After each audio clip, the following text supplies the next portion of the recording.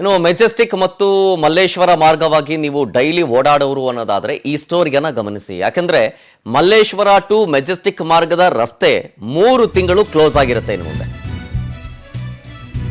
ಅಲ್ಲಿ ಪೈಪ್ ಅನ್ನು ಅಳವಡಿಸುವಂತಹ ಕಾಮಗಾರಿ ನಡೀತಾ ಇತ್ತು, ಕಂಪ್ಲೀಟ್ ಆಗಿದೆ. ಬಟ್ ಇವಾಗ ವೈಟ್ ಟಾಪಿಂಗ್ ಮಾಡಬೇಕು, ಅದಕ್ಕೋಸ್ಕರ 3 ತಿಂಗಳು ಕ್ಲೋಸ್ ಆಗಿರುತ್ತೆ ಮಲ್ಲೇಶ್ವರ ಟು ಮೆಜೆಸ್ಟಿಕ್ ಮಾರ್ಗ. ವೈಟ್ ಟಾಪಿಂಗ್ ಕಾಮಗಾರಿಯ ಹಿನ್ನೆಲೆಯಲ್ಲಿ ಸಂಚಾರವನ್ನ ಬಂದ್ ಮಾಡಲಾಗ್ತಾ ಇದೆ. ಬಿ ಸ್ಮೈಲ್ನಿಂದ ಈ ಒಂದು ವೈಟ್ ಟಾಪಿಂಗ್ ಕಾಮಗಾರಿ ನಡೀತಾ ಇದೆ.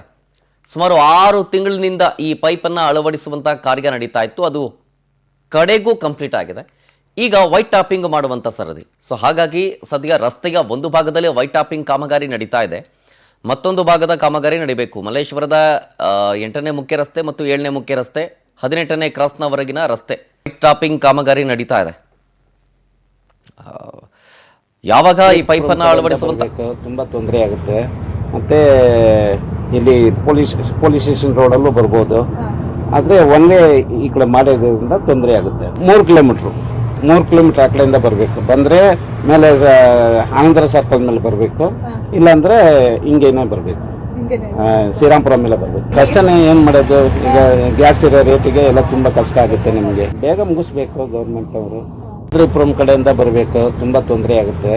ಮತ್ತೆ ಇಲ್ಲಿ ಪೊಲೀಸ್ ಸ್ಟೇಷನ್ ರೋಡಲ್ಲೂ ಬರ್ಬೋದು.